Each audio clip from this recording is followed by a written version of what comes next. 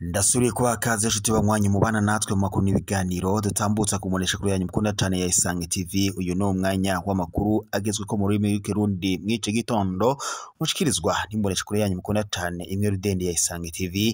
Imbonesha kure imwe bashikiriza amakuru n'ibiganiro biba bigezweho kandi biba byakorewe amatohoza mu bisata bitandukanye nka politiki, umutekano, inkino, iperereza, agateka kazina muntu ndetse n'andi makuru yose bariko baravugwa ngaha mu kibano. Ndabahaye mwaramutse abandi ndabahaye mwiriwe bivanye naho muherereye. Iri ni iteka n'umunezero ntangira by'usubira kubaha yambo mwanywanyi wa Isange TV. Imbonesha kure imwe rudende bashikiriza amakuru n'ibiganiro biba abigezweko. Reka mbahe kaze mu makuru n'ibiganiro tugira tubashikirize muri iki gitondo. N'amakuru araza gushimikira ku ngingo nkuru zikurikira, aho tuza kurabira hamwe na cyane mu bijanye n'imigenderanire ngaha mu Burundi. Mu gihe rero mu gihugu cyacu cy'u Burundi amatora yimirije muri uyu mwaka wa 2025, aya akaba ari amatora y'abashinga amateka, aya nkenguza amateka, abajenama ndetse n'abakuru b'imitumba. N'amatora rero azoba muri uyu mwaka wa 2025. Hari n'andi matora kandi yimirije muri uyu mwaka wa 2027, akaba ari amatora rero y'umukuru w'igihugu azoba nyene muri uyu mwaka wa 2027.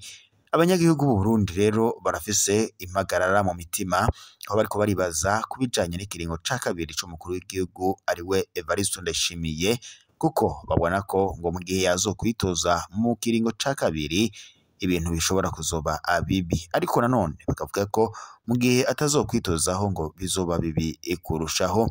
Ubu rero abanyagihugu bakaba bahagaritse imitima, si bo bonyene ariko kuko n'umukuru w'igihugu c'u Burundi Evariste Ndayishimiye, iyo uravye kungene ibintu bihagaze mu mugambwe CNDD FDD, injyane zihora za buri munsi haba mu bashikiranganji haba ndetse no mu ndongozi nkuru ngaha mu Burundi, bigaragara ko Perezida Evariste Ndayishimiye nawe hagaritse umutima kuko bashobora kuzomutembagaza.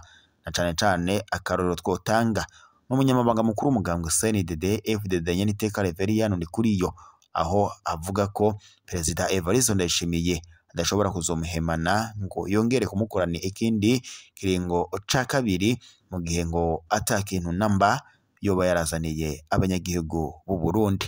Ivyo kandi biruko mu gihe ushikiranganje wa mbere wa leta y'u Burundi nawe Gervas Ndirakobuca yamaze kwifatikanya n'umunyamabanga mukuru w'umugambwe CNDD FDD Nyeniteka Reveriyano Ndikuriyo, bakaba bose rero bafise umugambi wo gutembagaza umukuru w'igihugu c'u Burundi Evariste Ndayishimiye, kubera ko iyo uravye kunyene banyinyurana mu butegetsi biboneka ko Perezida Evariste Ndayishimiye gushika kuri uyu munsi ata muntu n'umwe w'umugenzi yo kwizera mu Burundi, na cane ko bose baba bariko baramuhiga ngo babe bamucisha umutwe. Reka rero twirabire hamwe uko ibintu vyoba bihagaze ngaha mu Burundi, na cane rero mu gihe amatora yimirije. Turavye kubijanye n'imigenderanire, murabizi neza ko igihugu kibanyi c'u Rwanda caramye kirafasha cane mu bibazo bitandukanye Burundi vyari bihanze u Burundi kuva ku ntwaro ya cami gushika k'uyu munsi wa none. Gusa bidatevye umutekano ndetse n'imigenderanire yaciye itosekara kuva Perezida Evariste Ndayishimiye yagashika ku butegetsi mu mwaka wa 2020. Imigenderanire hagati y'u Burundi n'u Rwanda yaciye itosekara na cane bikagaragara ko rero Perezida Evariste Ndayishimiye yafashe ingingo yuko adashobora kuzogirana umubano n'igihugu kibanyi c'u Rwanda. Gusa iyo uravye igihugu kibanyi c'u Rwanda carafashije cane igihugu cacu c'u Burundi. Akarorero muravyibuka neza ubwo isoko nkuru ya Bujumbura yari yaturiwe, igihugu kibanyi c'u Rwanda cohereje indege zidufasha kuzimya isoko nkuru ya Bujumbura. Ega siho honyene kuko hari n'ahandi hatandukanye igihugu kibanyi c'u Rwanda caramye kiradutabara. Gusa abakuru b'ibihugu vyompi, haba umukuru w'igihugu c'u Burundi Evariste Ndayishimiye ndetse n'umukuru w'igihugu c'u Rwanda Paul Kagame, gushika maginga ya ntabwo tuzi neza uko ibintu bizobandanya, niba umutekano cyangwa se imigenderanire izobandanya itosekara nk'uko turiko turabiraba mw'iyi minsi. Perezida Evariste Ndayishimiye yafashe ingingo yo kugara imipaka ihuza igihugu kibanyi c'u Rwanda ndetse no Burundi, akavuga ko ngo leta y'u Rwanda irongowe na Perezida Paul Kagame ifise ingingo ngo yo gushaka kuzotera igihugu c'u Burundi, bona cane cane ko icumbikiye abasi basize bagize uruhara muri coup d'etat yakorewe uwari perezida w'ico gihe mu mwaka wa 2015 ariwe Petero Nkurunziza. Cane cane rero Perezida Evariste Ndayishimiye nawe agishika ku butegetsi yagendeye mw'uwo muryo, ndetse anavuga ko leta y'u Rwanda yo bikorana n'imigwi yitwaje ibigwanisho nka Red Tabara mu guhungabanya umutekano mu gihugu cacu c'u Burundi. Gusa iyi ni ingingo leta y'u Rwanda idahengeshanyije guhakana yivuye inyuma, ikavuga ko ataho ihuriye n'umugwi witwaje ibigwanisho wa Red Tabara mu guhungabanya umutekano w'igihugu kibanyi arico c'u Burundi, ndetse leta y'u Rwanda ikanavuga ko ngo atanyungu namba yokura mu kuba yagiye guhungabanya umutekano w'igihugu kibanyi mu Burundi. Ivyo kandi biruko mu gihe rero Perezida Evariste Ndayishimiye yimirije mu matora. Murabizi neza ko rero nk'uko twabimye turabibabwira, igihugu kibanyi c'u Rwanda caramye kiradufasha mu bihe bitandukanye. Kuri ubu rero Perezida w'u Burundi Evariste Ndayishimiye akaba yiviriye mu gacerere afashe indege imushikana mu gihugu kibanyi c'u Rwanda, aho agiye kuganira na mugenzi we w'u Rwanda Paul Kagame ngo amugira inama y'ukungene ikiringo ca kabiri mu matora yimirije mu mwaka wa 2027 y'umukuru w'igihugu ngo azoyitwaramo kugira ngo azotsinde amatora.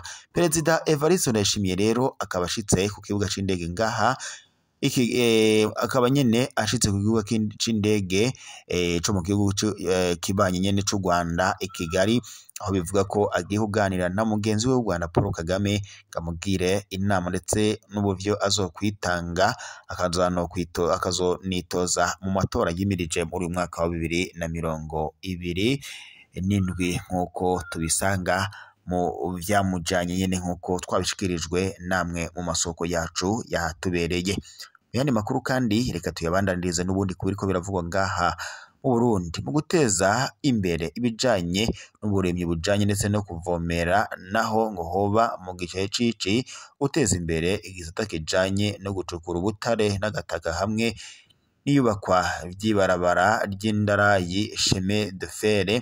Nivyo byatumye amafaranga leta izokoresha muri uyu mwaka wa 2025 ndetse na 2026 yiyongera kugeza ku by'ijana ku bice 4.6% ugereranyije no mu mwaka wa 2024 ndetse na 2025. Ivyo biri mu byashikirijwe na sentare yubahiriza amatungo ya leta kuri uyu wa 30 Ndamukiza 2025, aho yariko itanga icegeranyo c'umwihwezo ku nteguro y'amafaranga leta izokoresha mu mwaka wa 2025 ndetse na 2026.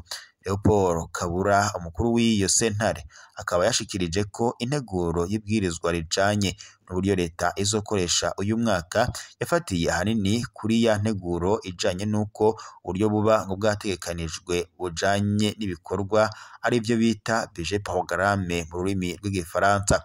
Nubwo biruko kandi ikijanye n'ibintu vyinjira mu gihugu bitarihiwe amakori ibizwe nka exoneration mu rurimi rw'igifaransa, biboneka ko leta yoba ihombera amafaranga menshi.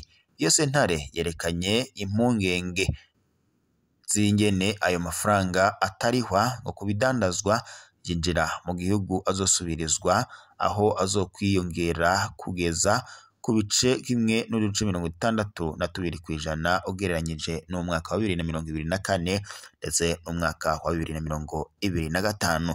Sentare yubahiriza amatungo ya leta yasabye kandi ko hategurwa uko amafaranga y'ifashanyo canke ingabire azokoreshwa mu gihe mu mwaka ngengabutunzi wa 2024 ndetse na 2025 habonetse ayarenga kuri miliyari 362 miliyoni 534 ndetse n'ibihumbi 100 y'amafaranga y'amarundi. Mukuru w'inama nshingamateka Geras Daniel Ndabirabe yasavye abarongoye iyo sentare yubahiriza amatungo ya leta hanyuma ngo boze bitwaje ibiharuro ibizwi nka indicateur objectivement verifiable mu rurimi rw'igifaransa ngo byerekana ingene ubutunzi bw'igihugu bwiyongera canke ngo busubiye inyuma kugira abarundi bagire igicapo c'ubutunzi bw'igihugu cabo.